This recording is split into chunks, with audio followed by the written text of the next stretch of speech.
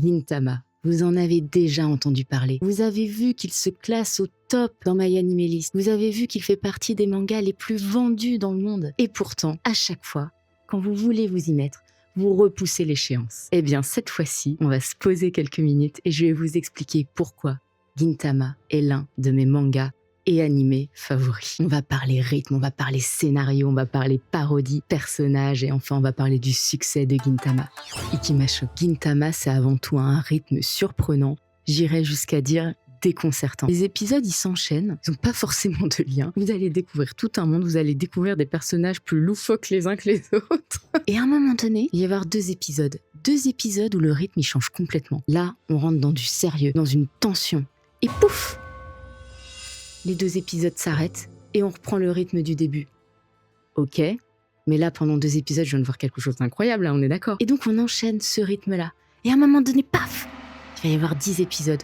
Je sais plus exactement combien, mais c'est pour vous illustrer. 10 épisodes qui vont constituer un arc, qui vont nous mettre sous une tension. Et là, on va se dire, mais attends, il y a de vrais enjeux dans Gintama. Et paf! On revient à un rythme comme avant. Et là, on se dit, mais attendez, c'est complètement déconcertant, là. Qu'est-ce qui se passe? Et ça va continuer encore et encore. Jusqu'à ce qu'à un moment donné, l'enjeu final se dessine et que toute l'histoire, en fait, prenne son sens. Et d'avoir une œuvre comme ça, une œuvre qui joue un peu avec toi, quoi, avec tes émotions, quoi. Ce rythme, il est frustrant par moments, vraiment, il est frustrant. Et en même temps, il est un peu unique, quoi. Un épisode peut être autant déjanté que triste, envoûtant. Il y en a d'autres, tu te dis, mais qu'est-ce que je suis en train de regarder?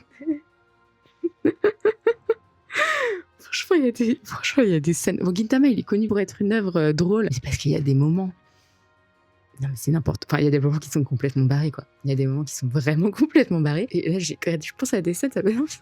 Bref, c'est difficile de rentrer dedans. Je le conçois. Moi, j'ai mis un peu de temps. Mais je sentais que j'allais assister à des moments incroyables. Mais une fois que j'ai dit ça, Gintama, en fait, ça parle de quoi? Alors, pour faire court. Durant l'époque d'Edo, le Japon est soudainement envahi par des créatures extraterrestres. Malgré les efforts des samouraïs pour combattre cette menace, le shogun réalise rapidement la futilité de leur action et décide de capituler. Ceci marque le début d'un accord fragile entre le shogunat et les Amanto, qui se traduit par une interdiction nationale du port du sabre et la disparition de l'esprit samouraï. Cependant, un individu excentrique manie un sabre de bois et refuse de renoncer à son statut de samouraï. Ce personnage, c'est Gintoki Sakata. Il va créer une entreprise où il va louer ses services, accompagné de Shinpachi et de Kagura, mais aussi d'un chien géant nommé Sadaharu. Derrière ce scénario et l'excentricité de ses personnages, Gintama est aussi un récit sur ce que le changement peut provoquer. Le changement, le choc des cultures, mais aussi va nous montrer des pans de la culture japonaise, comme le Shinsei Ngumi, comme les geishas, comme les samouraïs. En termes de personnages, il y a beaucoup de personnages dans Gintama, mais on va en suivre 3. Gintoki, Shinpachi et Kagura. Gintoki, c'est un homme aux cheveux blancs. Et vous savez, quand un personnage a moins de 40 ans et les cheveux blancs, il va être badass. Voilà.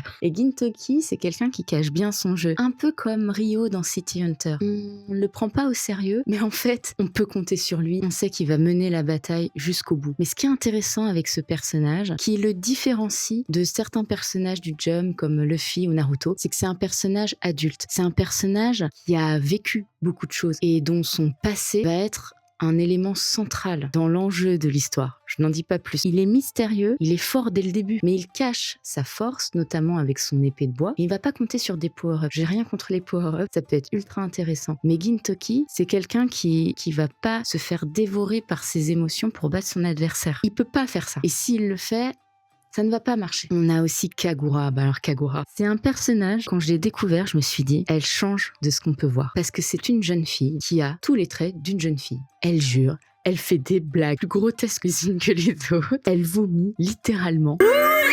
Elle est aussi à la fois adorable, attachante et surpuissante. Elle agit comme une fille pourrait agir à son âge, tout en étant redoutable et en ayant une vraie histoire. Une histoire vraiment construite, elle est ultra intéressante, Kagura. Si vous voulez un bon protagoniste féminin, Kagura, elle est dedans. Mais même tous les personnages féminins dans Gintama. En plus, pour une œuvre qui est dans le Jump, et on sait qu'il peut y avoir du fanservice, et j'ai envie de dire, enfin, pourquoi pas dans une certaine mesure. Mais là, dans Gintama, c'est pas ça. Chaque femme est badass, mais badass pas forcément en termes de puissance, mais dans son caractère, dans son comportement, dans ses valeurs, dans ses ambitions. Et enfin, Shinpachi. Shinpachi qui, à première vue, est un personnage tout à fait normal, pas surpuissant, même pas forcément puissant du tout, mais il a envie d'apprendre la voie du samouraï et donc il va se rapprocher de Gintoki. Et c'est un personnage qui évolue constamment. On suit plein d'autres personnages qui vont avoir une importance capitale dans l'histoire, notamment les membres du Shinsengumi qui vont être à la fois amis et ennemis de Gintoki, Kagura et Shinpachi. Ça va nous donner des situations tellement drôles parce qu'ils adorent se chamailler. Et vous allez retrouver, si vous regardez l'animé, des seiyuu iconiques. La voix de Zoro dans One Piece, la voix de Joseph Joestar, la voix de Dio. Il est toujours là, hein, Dio. On a un casting incroyable, on sent qu'il s'éclate. C'est sympa de lire le manga, mais c'est vrai que l'animé, il apporte cette touche d'excentricité. Je suis en train de me dire que regarder un épisode de Gintama, c'est un peu comme regarder un épisode de The Office. Tu sais pas à quoi t'attendre. Il y a des moments, mais ils sont rocambolesques. On a l'impression qu'ils sont un peu ennemis tous, mais en fait...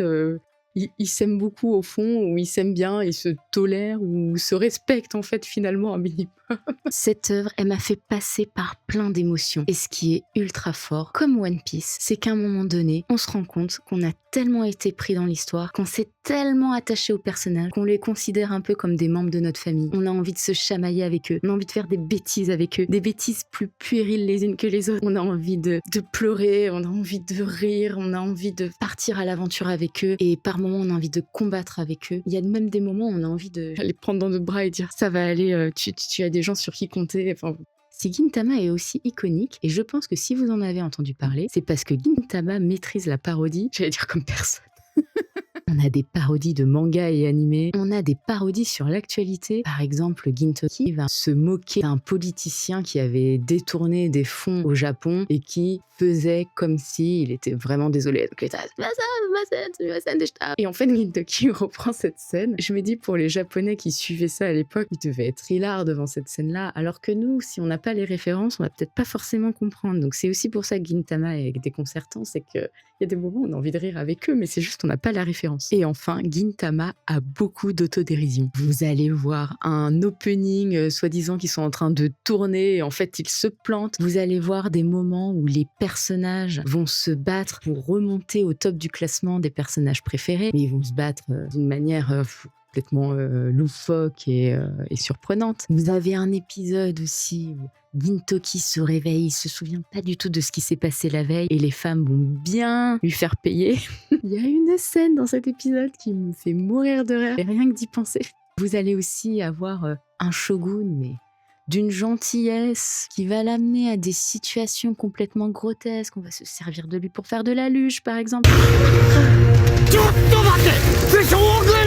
Gintama ne respecte rien, pas même ses propres personnages, pas même son propre shogun.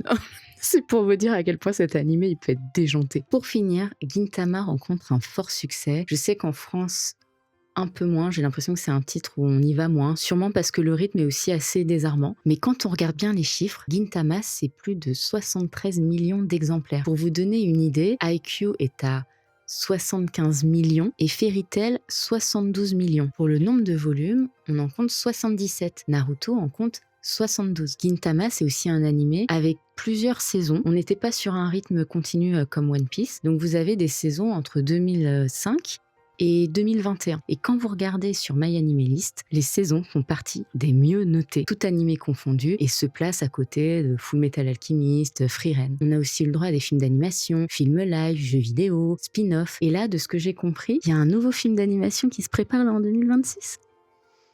J'ai hâte de voir ça. Vous l'aurez compris, Gintama est une de mes œuvres préférées, et peut-être qu'elle deviendra aussi la vôtre. J'insiste, j'aime profondément cette œuvre de Soichi Hideaki et je trouve qu'elle mérite amplement d'avoir autant de succès qu'un One Piece ou Naruto, qui sont eux aussi des titres du Jump. Donc n'hésitez pas en commentaire à donner de la force à cette œuvre et à convaincre, donner envie encore plus à celles et ceux qui nous écoutent, les convaincre que Gintama est une œuvre qu'il ne faut vraiment pas louper si vous aimez les mangas animés. Merci beaucoup de m'avoir écouté et à bientôt.